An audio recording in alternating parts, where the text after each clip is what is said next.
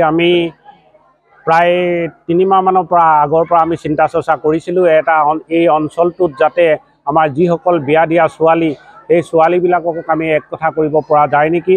সেয়েহে আজি শিৱসাগৰ জিলাৰ নামদাং গোহাঁইগাঁৱৰ এই অঞ্চলটোৰ সকলো ৰাইজৰ সহায় সহযোগত আমি এই অনুষ্ঠানটো দুদিনীয়া কাৰ্যসূচীৰে আমি হাতত লৈছোঁ। আজি প্ৰথম কাৰ্যসূচীতেই আমাৰ আছে আমাৰ শিশুসকলৰ চিত্ৰাংকন আৰু চিত্ৰাংকন কবিতা আবৃত্তিকে ধৰি সাধুপৰা ভালেকেইটা আমি প্ৰগ্ৰেম ৰাখিছোঁ। ইয়াৰ পিছতেই আমাৰ এই অনুষ্ঠান ভাগিলৈ আমি কেইবাজনো ব্যক্তিক আমন্ত্ৰণ জনাইছিলোঁ। প্ৰথমতে আমাৰ উদ্বোধক হিচাপে আমাৰ মাজত আহি উপস্থিত হৈছিলে সন্মানীয় বিশিষ্ট সমাজ সেৱক তথা মগৰাহাট অঞ্চলৰ আৰু লগতে আমাৰ কাষতে আছে অতি মৰমৰ শ্ৰদ্ধাৰ আমাৰ অনিল গগৈদেৱ, তেখেতো আমাৰ মাজত উপস্থিত আছে। তেখেতেও আমাৰ যথেষ্ট সহায় সহযোগ আগবঢ়াইছে আৰু আমাৰ অহা কালিলৈ এটা বৃহৎ কাৰ্যসূচী আছে। প্ৰথমতেই আমাৰ আৰম্ভ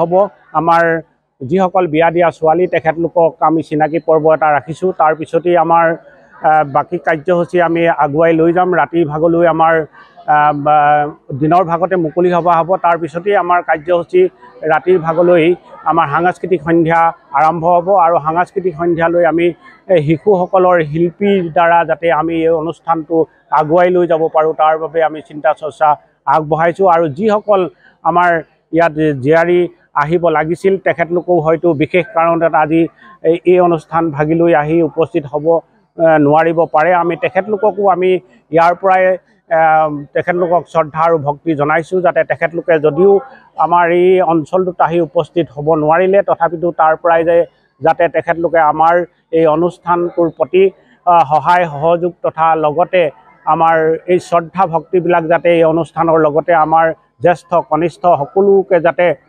একেলগে থাকি একেটা দিশতে যাতে আগুৱাই নিব পৰা যায় এই মানসেৰে যাতে সকলোবিলাক পৰামৰ্শ আগবঢ়াব বুলি আমি আশা ৰাখিছোঁ। আৰু জীয়াৰীসকলে যি তেখেতলোকৰ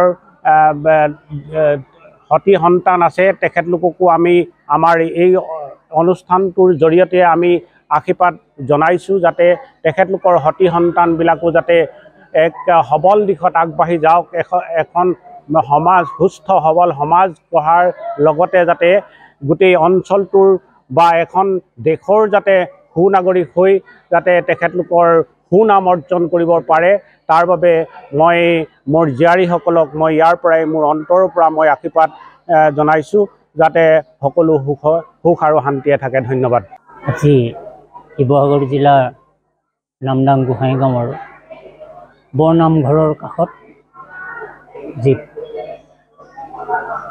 এই নাট্য মন্দিৰ আছে এই নাট্য মন্দিৰতে গোহাঁইগাঁওবাসীয়ে ন পুৰণি বোৱাৰী সন্মিলনী বুলি এখন সভা অনুষ্ঠিত কৰিছিলে। ইয়াত কেইবাটাও বিষয় দিছিলে, বিশেষকৈ চিত্ৰাংকন, কবিতা, সাধু আৰু আবৃত্তি এইকেইটি বিষয়ৰ ওপৰতে আমাক আজি প্ৰথম অনুষ্ঠানটি মুকলি কৰিবৰ কাৰণে আমাক আমন্ত্ৰণ জনাইছিলে। আমি সঁচাকৈয়ে এই অনুষ্ঠানটি এটা বৰ নতুন অনুষ্ঠান হিচাপে আমি গ্ৰহণ কৰিছিলোঁ আৰু মই আজি এই ৭৫ বছৰ বয়সতো মই এনেকুৱা অনুষ্ঠানত উপভোগ কৰিবলৈ পোৱা নাছিলোঁ। সেয়েহে মই অতি হেঁপাহেৰে আহি এই প্ৰেক্ষাগৃহত মই এই অনুষ্ঠানভাগি উদ্বোধন কৰিলোঁ। ইয়াত যিসকল কণ কণ মইনা মইনী আৰু আই মাতৃ আছিল সমস্তজনৰ উল্লাস আৰু উদ্দীপনা দেখি ভকত বৈষ্ণৱসকলৰ মই যি তেখেতসকলৰ ইয়াৰ প্ৰতি অনুৰাগ দেখিলোঁ তাক দেখি মই সঁচাকৈ মই স্তম্ভিত হৈছিলোঁ। কিন্তু আজি এই অনুষ্ঠানভাগি মই উদ্বোধন কৰিবলৈ পাই মই সঁচাকৈ নিজকে ধন্য মানিছোঁ, কাৰণ মই এনেকুৱা অনুষ্ঠান পোৱা নাছিলোঁ। আৰু এই অনুষ্ঠানভাগি মই এই অনুষ্ঠানভাগিৰ কাৰণে বেছি অনুৰাগী হৈছোঁ যেন সকলোৱে এই মিলন যি ন বোৱাৰী মিলন এই মিলনভাগি পাতি যেন সমস্তৰে যি তেওঁলোকৰ মনৰ যি সংকল্প তাক যেন ইজনে সিজনৰ বা ইগৰাকীয়ে সিগৰাকীৰ লগত সংকল্প কৰি এনেদৰে আছে কি কথাই ইয়াক কৈ যেন তেখেতলোকেও আনন্দ উপলব্ধি কৰে তাকে মই কামনা কৰি মই